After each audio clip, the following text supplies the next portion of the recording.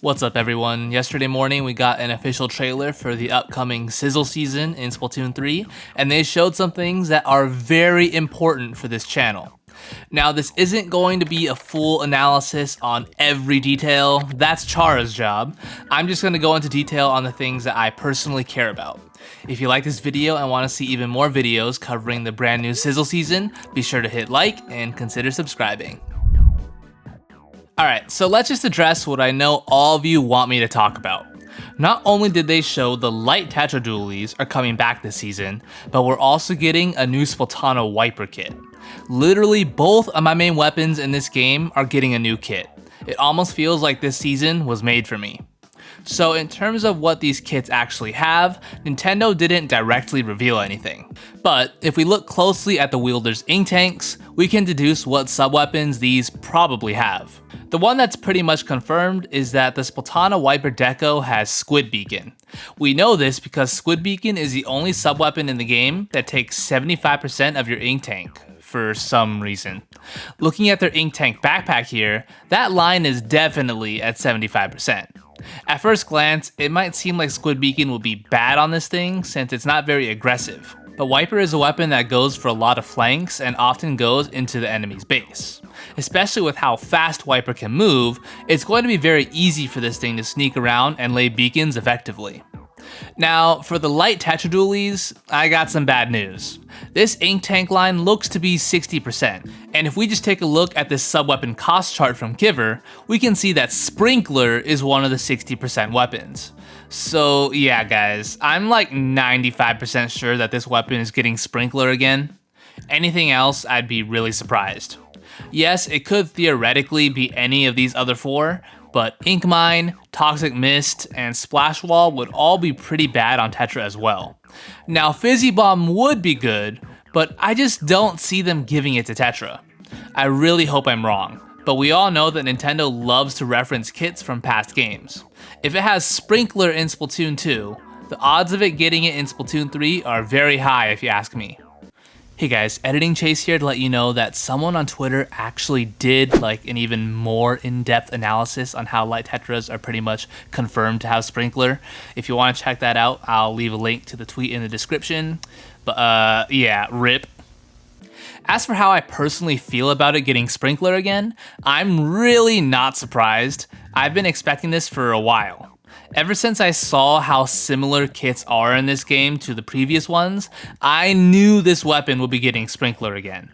But honestly, even though Sprinkler is awful on this weapon, if it just gets a decent special, I can work with that. Just please don't give it Ink Vac. They showed off two stages, one being brand new and one returning. The new stage, which is called Barnacle and Dime, looks okay. To be honest, this just looks like another generic linear Splatoon 3 map. I don't really have much else to say about it. Now I do have more to say about the returning map, which is Humpback Pump Track from Splatoon 2. If you saw my last video, you'll remember that I said that this was one of the maps that I hoped would return, so I'm happy to see it here. A lot of people hate this map, which is totally justified. It is very special spammy, but I just like Humpback because all of the short-range dualies are good here, especially Tetras. They also revealed two brand new weapons, which surprised me. I didn't think we'd get new main weapons so soon. First, we have a new ink brush called the Pain Brush, which is a pretty funny name. So from what they showed, this seems to be a slower brush that has more range than any other. It's a 3-shot kill from far away, not sure about up close. I'm going to be totally honest, this looks annoying as hell to fight. I already hate fighting the other brushes. To fight one that actually has good range might make me pull my hair out. The good news is that before it fires, it seems to have some startup lag, so that might make it bearable. We'll have to see.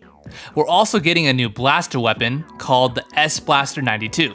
This weapon is sort of similar to Stringers in that when you jump, the weapon behaves differently. When you're just standing still, this thing has amazing range, very similar to the Range Blaster. But when you jump, it'll have short range, similar to the Luna Blaster. I'm no expert on blasters, but I think this has potential to be the best weapon in the class. The ability to change how far you shoot helps out with a lot of weaknesses that the class generally struggles with. We also got a new Salmon Run map, which makes me very happy. This is one of the things I was really hoping for. I do still hope that we get a new King Salmonid as well though. The last thing to discuss are challenges, which are the new special modes that Nintendo referenced for League Battle on their website. These seem really cool and wacky, which Splatoon is all about, so I'm all for this. This leaves us with a lot of questions though. The most obvious one being, is this what League Battle has become now? Or is this just part of League Battle? We technically don't need League Battle anymore since Anarchy Open exists, but it would still be really nice to have. If League Battle does still exist, are these new challenges something that you can do whenever you want? Or are they an event similar to Extra Work and Salmon Run?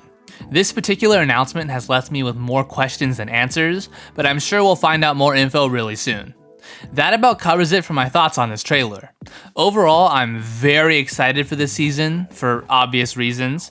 I mean, I'm going to have 2 new kits for my main weapons. That's honestly more than enough for me. But between the new maps, weapons, gear, and modes, I can only hope that this season will take Splatoon 3 to the next level. What do you guys think? Does this announcement make you excited, or are you just feeling kinda meh? Let me know all your thoughts down below, and with that, I'm gonna go back to playing Zelda now. I'll see you all later.